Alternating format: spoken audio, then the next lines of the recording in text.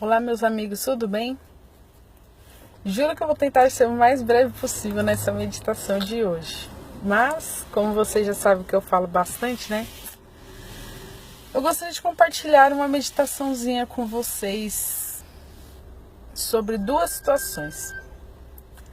A primeira situação acontece no livro de Jó.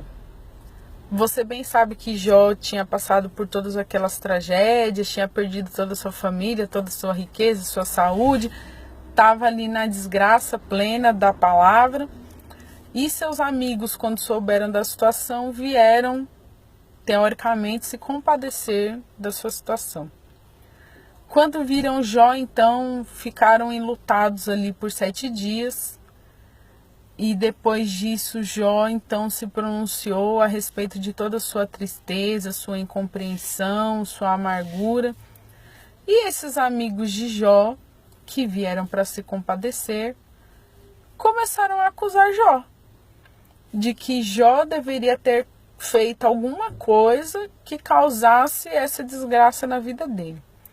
Era comum naqueles tempos achar que uma desgraça, uma maldição,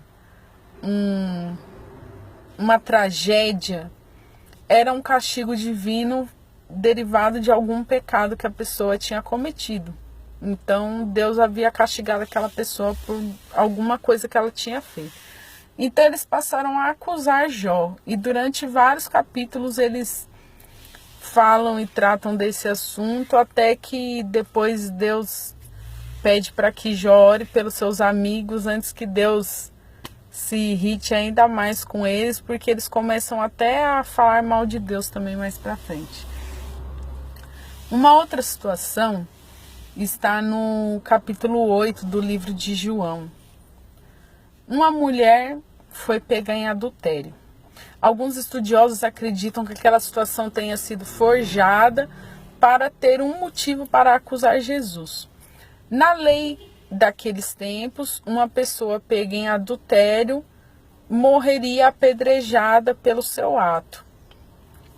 E aquela situação, teoricamente, havia sido forjada, acreditam os estudiosos, para que se acusasse Jesus de alguma coisa. Se Jesus falasse assim, não, liberte essa mulher, ela está perdoada, poderiam falar assim, mas Jesus está quebrando a lei, o que também era passível de condenação nas leis judaicas.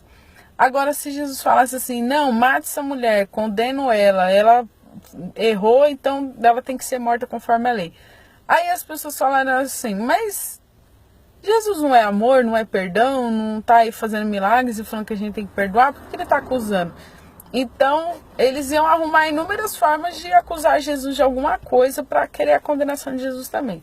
Mas, enfim, Jesus, quando viu essa mulher sendo trazida pelos homens, os homens disseram assim, mestre, essa mulher foi pega em adultério e segundo a lei ela tem que morrer. O que o senhor acha? Jesus, sabendo da intenção do coração deles e da mente deles, porque Jesus é Deus e conhecia todas as coisas, Jesus então se agacha e começa ali a escrever os pecados das pessoas no chão. As pessoas, ao verem os seus pecados escritos no chão, começaram a ir embora, e ninguém atirou pedra nessa mulher. Quando Jesus se levantou, cadê as pessoas? E aí ele pergunta para a mulher, mulher, aonde estão os seus acusadores? E aí ela fala assim, não tem ninguém, Senhor. E Jesus então fala para ela, eu também não te condeno. Vá e não peques mais. Ao olharmos essa situação, parece algo assim, meio esquisito. Mas é interessante notar como muitas vezes assumimos o papel de acusadores, quando o nosso papel deveria ser de redenção na vida de outras pessoas. Muitas e inúmeras vezes, nós, sendo colocados por Deus naquela situação, deveríamos ajudar, restaurar, perdoar, ajudar a transformar a vida de uma pessoa. E ao invés disso, nós nos colocamos no papel daqueles que julgam, que apontam, que condenam, que terminam de afundar a pessoa. Nós precisamos rever os nossos conceitos, porque muitas vezes nós não sabemos do contexto da história. Nós não sabemos o que motivou a pessoa a chegar naquele ponto. Não que o pecado tenha uma justificativa, porque para Deus o pecado não tem justificativa. Mas muitas vezes nós não sabemos o que se passou na vida da pessoa para que ela chegasse naquela situação. Nós não sabemos o que se passou na vida da pessoa para que ela esteja sofrendo daquela forma, para que ela esteja praticando tal ato, para saber o que a levou a falar determinadas coisas, a praticar determinadas coisas e a pensar determinadas coisas. O nosso papel deveria ser de ajudar ao invés de afundar as pessoas. A Bíblia diz, Jesus diz, que nós somos a luz do mundo e que nós devemos ser o sal da terra. Mas será que a nossa luz está apagada e o nosso sabor se tornou sem sabor, sem gosto?